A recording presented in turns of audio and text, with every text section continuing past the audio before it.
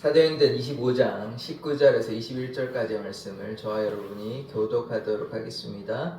오직 자기들의 종교와 또는 예수라 하는 이가 죽은 것을 살아있다고 바울이 주장하는 그 일에 관한 문제로 고발하는 것뿐이라. 내가 이 일에 대하여 어떻게 심리할지를 몰라서 바울에게 묻되 예루살렘에 올라가서 이 일의 신문을 받으려 하느냐 한즉 21절 같이 읽겠습니다. 바울은 황제의 판결을 받도록 자기를 지켜주기를 호소함으로 내가 그를 가이사에게 보내기까지 지켜두라 명하였노라 하니. 아멘.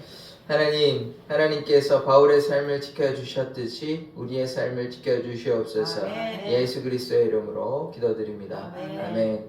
지금 베스도의 설명이 계속 되는데요. 베스도가 지금 누구한테 설명을 하냐면 분봉왕 아그리빠가 찾아왔습니다. 아그리빠가 여동생 버니게아가 찾아와가지고 지금 바울에 관한 이런 일이 진행되었다 이렇게 이야기를 나누는 장면입니다. 그런데 바울에게는 별로 잘못이 없는 거죠. 아무런 잘못이 없습니다. 이런 상황들을 설명하고 있어요. 그래서 바울이 이제 어떻게 진행이 됐는지, 바울의 재판이 어떻게 진행됐는지 이런 설명을 계속하고 있습니다. 19절 보시겠습니다.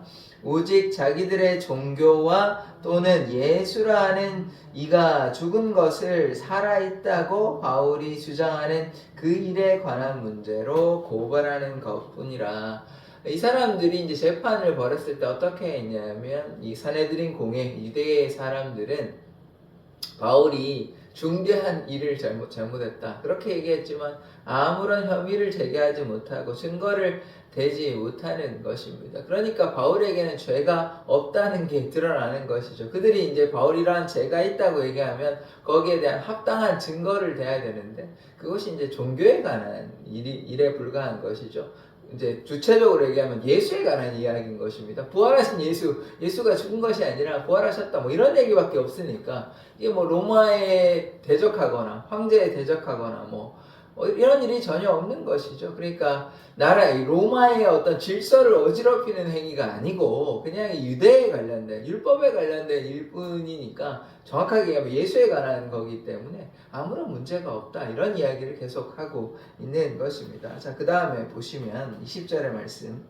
내가 이 일에 대하여 어떻게 심리하는지 몰라서 이게 심리라는 게 이제 신문하고 구분해 봐야 되는데 심리는요 내용을 파악하는 게 심리고 신문은 이제 캐묻는 겁니다. 누가 이런 일이 있지 않냐 재판관이 캐묻는 걸 신문이라고 하는데 이걸 내가 어떻게 해야 될지를 몰라서 거짓말입니다. 거짓말입니다. 그 뒤에는 보겠습니다.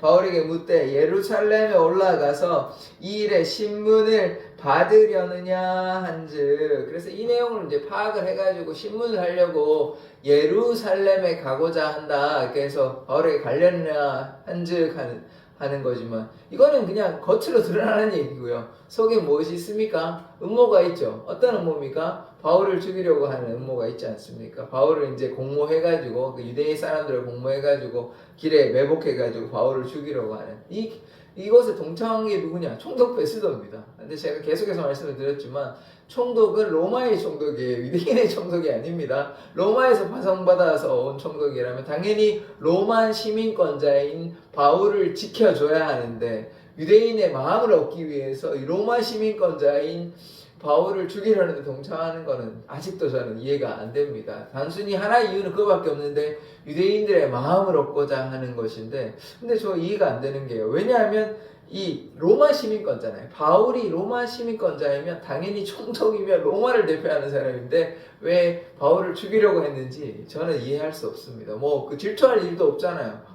그가 유대인이면서 로마 시민권자인데 그래도 로마 시민권자 아닙니까? 그럼 로마 시민권자를 지켜야 되는데 어쨌든 유대인들과 공모해서 이 바울을 죽이려고 하는 그런 일들이 벌어지니까요. 총독 벨릭스와는 그 전에 전임 총독 벨릭스와는 전혀 다릅니다. 벨릭스는 그런 음모를 세우거나 바울을 내어주려고 하는 그런 마음이 전혀 없었습니다. 그런데 지금 베스도는 어떤 이유에서인지는 모르겠습니다. 어떤 이유에서인지는 모르겠는데 바울을 죽이려고 지금 하는 것이죠. 표면적으로 아그리파 왕에게는 거짓말하고 있는 거예요. 지금 어떻게 심리해야 될지 신문을 잘 몰라가지고 내용도 파악하고 좀 예루살렘에 가서 신문을 하려고 재판하려고 한다라고 지금 거짓말하고 있는 것입니다. 그래서 오늘 내용에서는 좀 거짓말과 정직에 대해서 한번 생각을 해보아야 돼요. 그래서 지금 총독 베스도는 세상의 사람들은 뭐 거짓말을 심심치 않게 하죠. 그리고 그것에 대해서 양심에 꺼리 끼거나 이러지도 않습니다. 살다 보면 그렇게 할 수 있지 뭐 그런 거 가지고 그러냐. 물론 인간이 제가 완벽하다는 뜻이 아닙니다. 뭐 예수를 믿는 사람이 완벽해서 절대로 거짓말하지 않는다 이런 뜻을 얘기하고 있는 건 아닙니다. 그런데 다만 우리는 하나님을 믿으니까 어떻게 됩니까? 정직해야 되죠. 거짓을 말하지 않아야 되는 것입니다. 그런데 세상은 뭐 그 정도 가지고 그러냐. 살다 보면 그럴 수도 있지. 이렇게 이야기하는 거예요. 근데 우리가 거기에 따라가서는 안 됩니다. 이제 어제도 제가 말씀드렸던 것 같은데 예전에 뭐 3, 40년 전에 우리 어땠습니까? 돈 풀어가지고 국회의원 당선되고 돈 더 많이 내는 사람 국회의원 당선되고 예전에 우리 이제 뭐 다른 이제 후진국 같은 경우 어떻게 보면 돈 받아가지고 뇌물 받아가지고 이런 게 죄를 뭐 없이 해주고 뭐 이런 일들이 비일비재했잖아요. 뭐 점검 받아야 될 이런 것도 그냥 돈 받아가지고 이렇게 지금도 여전히 좀 그런 유흥업소에 관련돼 가지고 돈 받고 뇌물 받고 경찰이 그냥 이렇게 눈 감아주고 뭐 이런 일들이 여전히 있는 걸로 알고 있습니다. 예전보다는 많지는 않죠. 근데 그렇게 하면 안 되잖아요. 하나님의 방식은 정직해야 되는 것입니다. 세상은 속이고 거짓말하지만 총독 베스도의 대표로 돼가지고 거짓말하고 속이지만 겉은 아닌 척하지만 속에는 다른 생각을 하고 있어요. 그런데 우리는 어떤 사람이 되어야 되냐면 겉과 속이 같은 자 되어야 하는 것입니다. 성경에도 보면요, 이 속이는 일들이 많이 나옵니다. 아브라함 같은 경우 어떻겠습니까? 자기 아내를 누이라고 여동생이라고 거짓말했잖아요. 그런데 그렇지 않잖아요. 아내 아닙니까? 그래서 거짓말하면 안 되는데 그 두 번이나요. 두 번이나. 아비멜렉에게도 거짓말하고 파라오에게도 바로에게도 거짓말하고 이런 일들이 있습니다. 또 야곱은 어떻습니까? 속이는 자 아닙니까? 형 에서를 속였잖아요. 성경에 뭐 속이는 일들이 한두 건이 나오는 게 아닙니다. 아간도 속였죠. 하지 말라고 했는데 속여가지고 감췄지 않습니까? 하나님의 물건을. 그렇게 하면 안 되는데. 그래서 우리는 속이는 자가 되어서는 안 되는 것입니다. 세상 가운데 정직해야 돼요. 왜냐하면 이 속이는 거 그 자체도 문제가 되지만 우리 안에 뭐가 생겨나는 것입니까? 거짓이 생겨나는 것이에요. 거짓이 생겨나면 이것은 누구의 것입니까? 우리의 욕심의 것이고 사단의 것인 것이에요. 그래서 우리가 그런 거짓에 우리의 삶을 내어놓아서는 안 됩니다. 자꾸 거짓을 하게 되면 어떻게 되냐면 하나님께 나아가는 게 굉장히 힘이 듭니다. 그리고 나아간다고 할지라도 어떻게 되는 것입니까? 하나님 앞에 정직하지 못한 것이죠. 그래서 우리가 사람들과 하나님 앞에 거짓되지 않는 정직한 삶을 살아야 하는 것입니다. 제가 뭐 이런 여러 가지 뭐 하나 말씀드리자면 기부금 영수증과 관련된 것도 제가 그런 차원인 것이에요. 뭐 그거 하는 게 어려운 일이 아닙니다. 그런데 제가 이게 과연 성경적으로 신앙적으로 맞는 것인지 거기에 대한 저는 생각이 이게 좀 아닌 게 아닌가. 물론 뭐 다른 교회들은 그렇게 합니다. 그렇게 하는데 저도 이제 그런 신앙의 양심에 이제 하는 것이죠. 근데 어떤 부분에서는 뭐 그래도 이게 어쨌든 헌금을 한 거고 그거에 대해서 그렇게 좀 편의를 봐주는 것이 뭐 교회가 그렇게 하는 거에 대해서 너무 그렇게 하냐 뭐 그런 생각도 들기도 해요. 그런데 한편으로는 우리가 이제 작은 일에 충성된 자가 큰 일을 감당할 수 있는 것이에요. 다른 말로 작은 일도 그냥 소홀히 하고 뭐 이거 이 정도 가지고 뭘 그러냐 이렇게 하면 더 큰 나쁜 일도 하게 되는 것입니다. 바늘 도둑이 어떻게 됩니까? 소도둑 되는 것이에요. 처음에는 바늘 정도 훔치지만 나중에 소까지 훔칠 수 있는 것이에요. 그래서 우리가 정직은요, 큰 일에만 정직하는 건 아닙니다. 작은 일부터 정직해야 하는 것이에요. 그래서 우리가 하나님 보시기에, 사람들 보기에 정직한 삶을 살아가기를 원합니다. 예전에 뭐 이렇게 모르겠습니다. 저도 그거 좀 이해 안 되는데 어떤 공부를 하는데 뭐 컨닝 정도 할 수 있고 뭐 그렇게 하는 거지 이렇게 시험 치다가 그렇게 해서는 안 되는 것이에요. 그래서 우리가 세상에서 우리가 아무렇지도 않게 그렇게 해서는 안 돼요. 그러니까 우리가 하나님의 자녀로서 우리가 정직하고 거룩하고 정결해야 된다는 거, 이것을 우리가 꼭 기억하시기를 원합니다. 계속해서 말씀 보도록 하겠습니다. 21절의 말씀을 보시면 바울은 황제의 판결을 받도록 자기를 지켜주기를 호소함으로 내가 그를 가이사에게 보내기까지 지켜두라 명하였노라 하니, 이 바울에게 예루살렘 가자고 이제 얘기를 하니까 안 가겠다 얘기한 거죠. 뭐라고 얘기했냐면 가이사에게, 황제에게 내가 호소한다 이렇게 이야기를 했기 때문에 그러한 음모는 무산되는 것입니다. 그래서 이렇게 뭐 위기가 좀 닥쳐왔지만 그게 만약에 바울이 잘못 생각해가지고 예루살렘에 가서 좋습니다 라고 얘기했다면 또 이상한 변고가 생길 수도 있었죠. 물론 하나님께서 다른 방식으로 또 지켜주셨겠지만, 그래서 이런 음모들은 이제 하나님께서 지켜주시고 돌보아주신다는 걸 우리가 계속해서 보고 있습니다. 이런 음모들이 그 전에 있었잖아요. 40여 명의 무리가 이런 똑같은 계획을 세웠잖아요. 그런데 바울의 생기를 통해서 지켜주셨죠. 그래서 아직은 하나님의 때가 아닙니다. 바울을 데려가실 때가 아니에요. 이제 그 뒤에 로마도 가야 되고 아직 좀 더 살아야 됩니다. 하나님의 일을 감당해야 되기 때문에 하나님께서 지켜주십니다. 그래서 어제도 말씀을 드렸지만 생사, 삶과 죽음은 누구의 손에 달려있냐? 하나님의 손에 달려있다는 것을 우리가 기억해야 하는 것입니다. 그래서 오늘 말씀을 보면 총독 베스도가 이 간교한 삶을 살게 되는 것이죠. 뭐 다른 삶이 어땠는지 우리가 다 알 수는 없습니다만 이 한 가지, 겉으로 드러나는 것은 뭐 이러한 이유 때문이라고 얘기하지만 사실은 그렇지 않잖아요. 바울을 죽이려고 예루살렘에 데려갔는데 그렇게 거짓말을 하고 있는 것이고, 그래서 그 거짓말은 어쨌든 뭐 전혀 영향을 끼치지 못합니다. 그래서 이 거짓말로 이렇게 하고 또 바울을 속이고 또 지금은 아그리빠 왕을 속이지만 바울도 속인 거 아닙니까? 예루살렘에 갈래? 재판 받으려고 갈래? 이렇게 얘기한 거지만 사실 그렇지 않잖아요. 속마음 어떻습니까? 너를 잡아가지고 유대인에게 줄 거야. 이거 속마음은 그거잖아요. 근데 겉으로 이야기하지 않은 거죠. 그러니까 바울도 속이고 지금은 누구를 속입니까? 아그리빠 왕을 속이고 있잖아요. 그래서 우리가 아까도 제가 말씀을 드렸지만 우리가 하나님의 사람은 거짓을 이야기하지 않아야 하는 것입니다. 하나님 앞에 정직해야 돼요. 진실하게 살아야 하는 것입니다. 그럴 때 때로 손해보는 일이 생길 수도 있습니다. 그런데 그게 당장 눈에는 손해보는 것 같죠. 그러나 그렇지 않습니다. 하나님께서 다 아시고 갚아주십니다. 그래서 우리가 좀 손해본다 손 치더라도 우리가 거짓으로 하는 것이 아니라 하나님 앞에 정직하기를 원합니다. 하나님께서 우리의 삶을 지키시고 돌보아 주시는 것이에요. 그래서 우리가 이제 경건이 뭐냐 그러면 새 속에 물들지 않은 것 아닙니까? 그래서 세상의 방식, 거짓된 방식, 속이는 방식 그런 거 따라가지 마시고 우리가 삶을 살아가다 보면 좀 진실한 삶을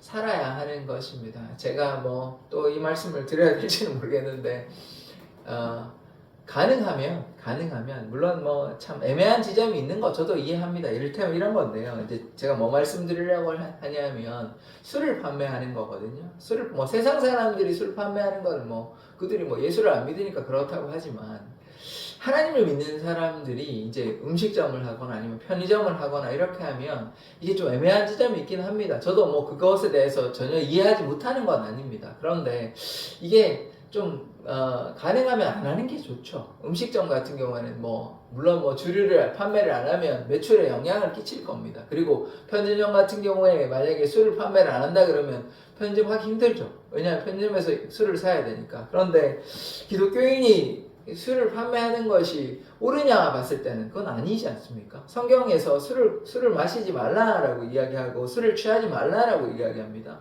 그런데 뭐 물론 병을 치료하기 위해서 포도주 정도 마셔도 된다 뭐 그런 얘기가 나오긴 하지만 술에 대해서 그리고 뭐 담배에 대해서 그렇게 권하지 않아요. 그것을 금지하고 있는 것이 성경적 정신입니다. 그래서 제가 이 얘기를 왜 하냐면 세상의 방식이 술도 괜찮고 담배도 괜찮고 뭐 적당히 속이는 것도 괜찮고 그러하면 우리는 하나님만 믿을 따름이지 삶의 방식은 어떻습니까? 거짓을 얘기하고 또 술도 괜찮고 담배도 괜찮고 뭐 다른 여타의 것들도 아예 뭐 그 정도도 해도 괜찮지 뭐 그 정도 가지고 얘기하냐 그렇게 얘기하면 우리가 다 새 속에 물드는 건 아닙니까? 하나님 믿는다고 하면서 이것도 괜찮고 저것도 괜찮고 다 괜찮지 뭐 그런 거 가지고 그렇게 민감하게 예민하게 얘기하냐라고 하면 그러면 세상의 것들 다 괜찮은 것 아닙니까? 그러니까 우리가 좀 구별된 삶을 살아야 하는 것입니다. 그래서 뭐 제가 이런 얘기 하면서 저도 완벽하지는 않아요. 그렇다고 해서 하나님의 말씀에 뭐 이것도 괜찮습니다. 여러분 뭐 술도 마셔도 괜찮고 담배도 해도 괜찮고 적당히 뭐 세상의 방식을 따라가고 속여도 괜찮습니다.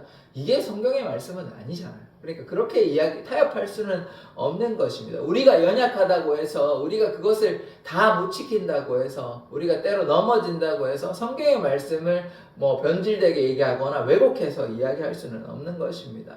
다만 우리가 넘어질 때 뭐 해야 됩니까? 하나님께 용서를 구하고 하나님 앞에 범죄하지 않도록 노력해야 하는 것이죠. 그래서 우리가 세상의 방식을 따라가서는 안 되는 것입니다. 그게 변질의 시작인 것이에요. 제가 짧게만 말씀드리겠습니다. 한국교회의 지금의 현재 문제는 거기에 저는 시작되다고 봅니다. 뭐 다른 여러 가지 문제가 있겠지만 교회의 정신이 무엇입니까? 하나님을 향해 나아가는 거고 예수 따라가는 공동체잖아요. 그런데 교회가 변질된 이유가 무엇입니까? 세상의 방식이 교회에 들어온 것입니다. 세상의 문화, 세상의 방식, 세상의 것들이 교회 안에 들어오게 됨으로써 지금의 여러 가지 뭐 안 좋은 일이 많이 있었잖아요. 제가 일일이 나열하지 않겠습니다. 그런 것들을 우리가 바라본다면 새 속에 물들어서는 안 되는 것입니다. 하나님께 믿음으로 나아가야 돼요. 하나님께서 가장 싫어하신 게 무엇입니까? 우상숭배 아닙니까? 그것이 결국 새 속에 물드는 것이에요. 그래서 우리가 이러한 말씀들이 우리에게 좀 부담으로 다가옵니다. 우리가 뭐 완벽할 수 없지만 하나님께서 우리에게 분명히